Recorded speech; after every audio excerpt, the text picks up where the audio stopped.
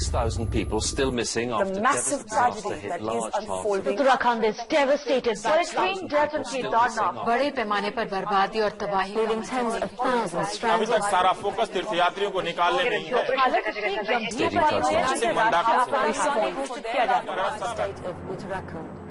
नमस्कार दोस्तों, मैं एक बार फिर आपके सामने हाजिर हूं एक नए मुद्दे के साथ, और ये नया मुद्दा बहुत ही पीड़ादायक है। 2013 में जब केदारनाथ आपदा आई तो वो बुरी यादें आपके जहन में अभी तक भी होंगी। तो उसी मुद्दे के साथ बहुत सारी जानकारियां आपसे साझा करूंगा, और ये अवसर केवल इसलिए है कि उस आपदा को 7 वर्ष बीत गए हैं और जनजीवन बहुत कायदे से सामान्य हो गया है, और जो नुकसान था उसकी काफ़ी हद तक भरपाई हो रही है। मैं बताऊंगा आपको कि किस तरह से केदारनाथ में आपदा आई थी, और मैं आपसे ये भी बताऊंगा कि केदारनाथ के समानांतर एक आपदा उत्तरकाशी में भी आई थी, और कैसे कैसे नुकसान हुआ, कितने लोग गए, कितने लोग गुमशुदा हुए जो आज तक नहीं मिले। ऐसी भयावह आपदा, ऐसे भयावह मंजर पहले कभी नहीं देखे थे। तब के जख्म आज भी परेशान करते हैं। मंदिर के पीछे चोराबाड़ी झील में टूटे ग्लेशियर ने तबाही में और इजाफा कर दिया था। जैसे जल प्रलय आ गई। 15 और 16 जून की मध्य रात्रि जब लोग गहरी नींद में सो रहे थे, तब जल प्रलय का आगाज हो रहा था, और आगाज ऐसा आगाज जिसका अंजाम इतना डरावना था, इतना विकृत था, इतना भयावह था कि लोग देखकर ही दहल गए, और उनके जिगर के टुकड़े उनकी आंखों के सामने नदियों में बह गए। ऐसी जल प्रलय पहले कभी नहीं देखी थी। 15 जून को जो ये सिलसिला शुरू हुआ और पूरे प्रदेश में बारिश ने तबाही मचा कर रख दी।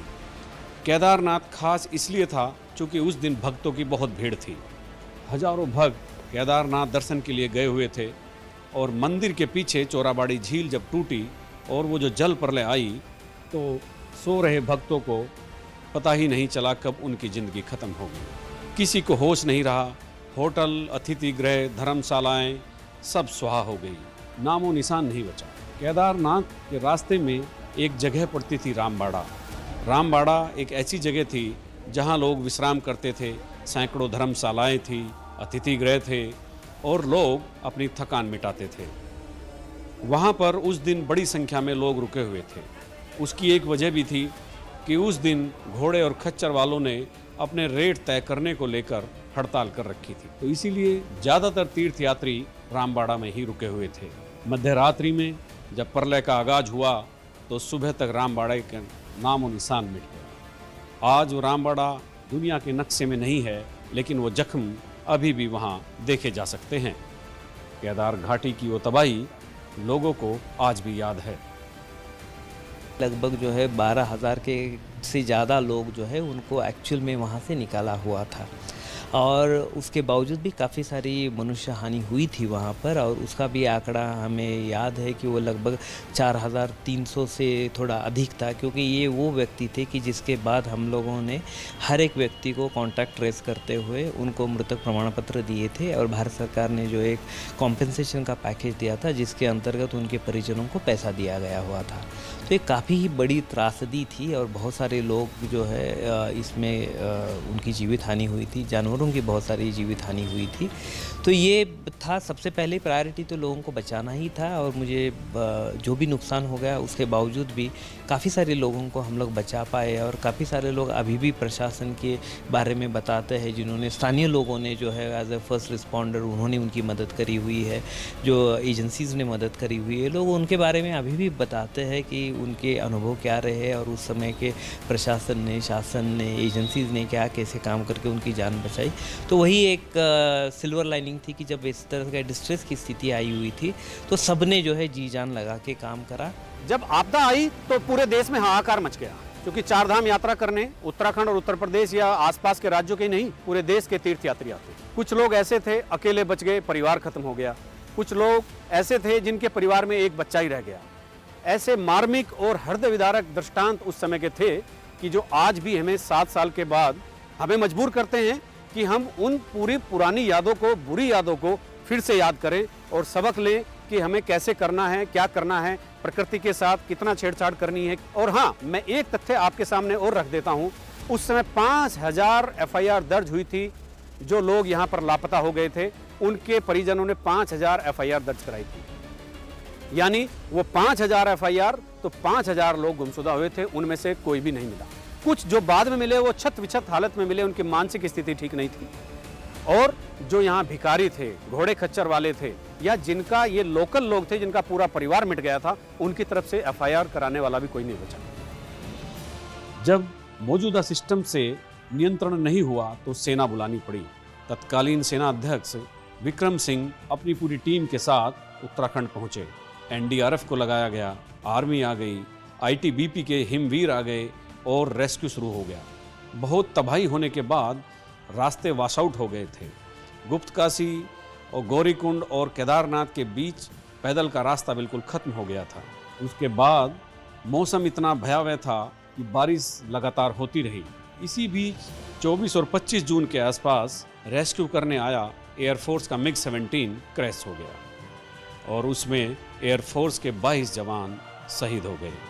लोगों को रेस्क्यू करने आए लेकिन खुद का रेस्क्यू नहीं कर पाए और क्रैश होने के बाद हमारे वीरों ने अपनी जान गंवा दी। सरकार ने फैसला लिया कि वहाँ एक नए जिलाधिकारी की तैनाती होगी और दिलीप जावलकर को दूसरी बार बहुत वरिष्ठ होने के बावजूद एक छोटे जिले रुद्रप्रयाग में एक बड़े टास्क को अचीव करने के लिए भेजा।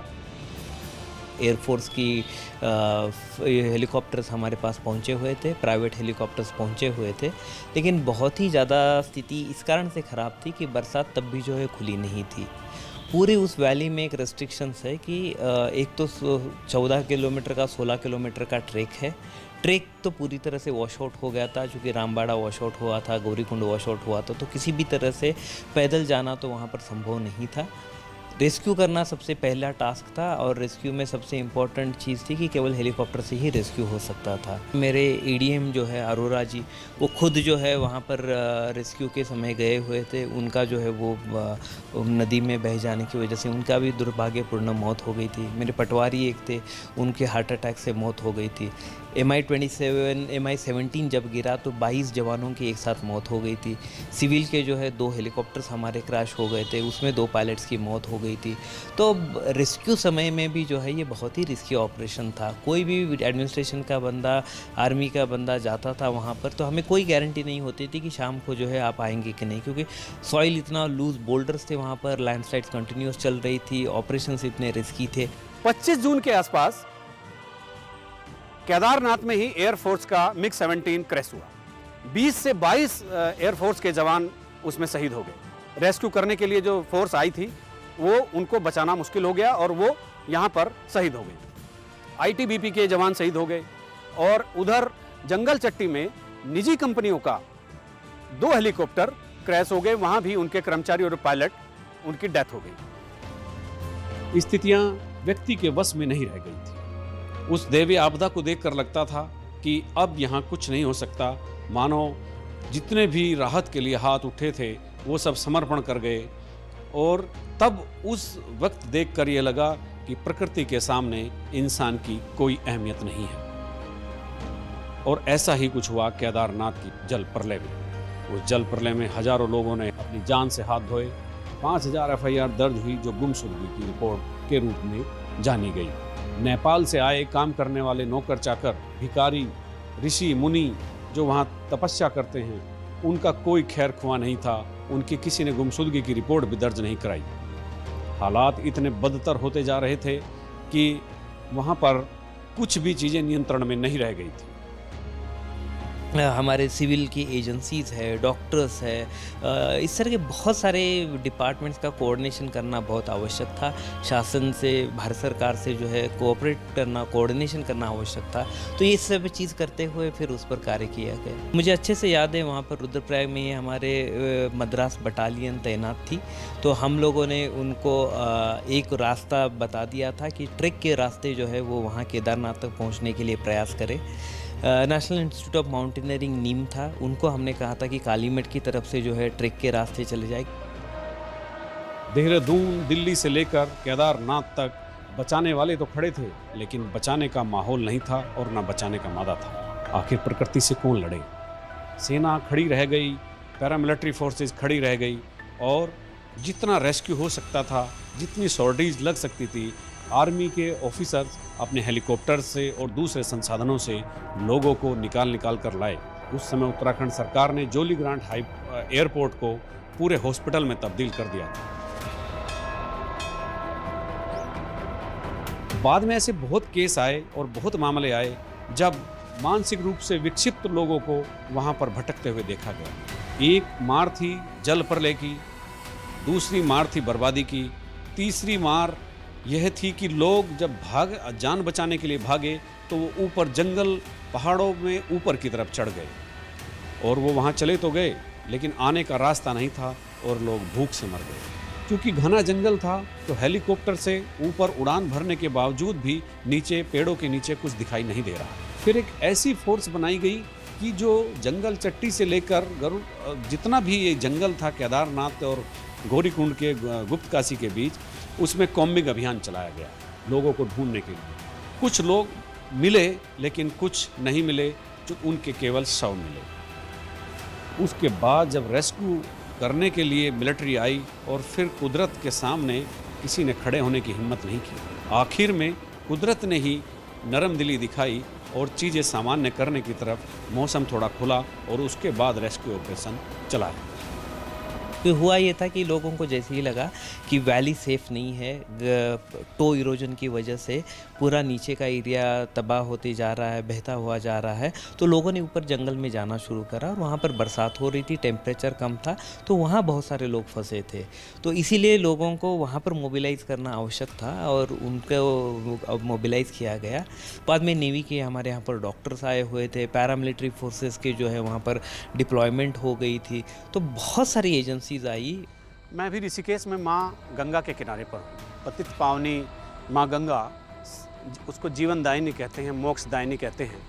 और अभी आप मेरे पीछे देख सकते हैं कि माँ गंगा कितनी शीतल, कोमल और निर्मल तरीके से बह रही है। अपनी गति है, सब कुछ अपना है, अपने हिसाब से वो निरंतर आगे बढ़ रही है। लेकिन ये माँ गंगा आज से 7 साल पहले जब केदारनाथ आपदा आई, बिल्कुल इसके ठीक उलट थी। तेज़ लहरें थी, ऊंची लहरें थी, लहरों पर मौत सवार थी और जो भी सामने आया उसकी ज़िंदगी को लील लिया, कोई नहीं बचा। केदारनाथ में जल प्रलय के बाद पूरा जल गंगा को वहन करना पड़ा और गंगा पूरे जल को लेकर एक साथ चली। यहाँ अभी आप गंगा में सामने देख रहे होंगे महादेव की एक प्रतिमा लगी हुई है। यह महादेव की प्रतिमा बिल्कुल ऐसी और बिल्कुल इसी जगह पर 7 साल पहले भी थी। लेकिन जैसे ही जल स्तर बढ़ा और पानी का वेग बढ़ा और लहरें जो भी सामने आ रहा था उसको अपने साथ ले जा रही थी, तो ये एक विचित्र घटना हुई कि जिसके जटाव से गंगा निकलकर पृथ्वी पर आती है, उसी महादेव की मूर्ति को गंगा अपने साथ ले गई। लेकिन 7 साल पहले का बवंडर आज नहीं है और माँ गंगा अपने पुराने स्वभाव में शीतल गंगा, निर्मल गंगा, कोमल गंगा। तबाही केवल केदार धाम में ही नहीं थी, तबाही दूसरी जगह भी थी।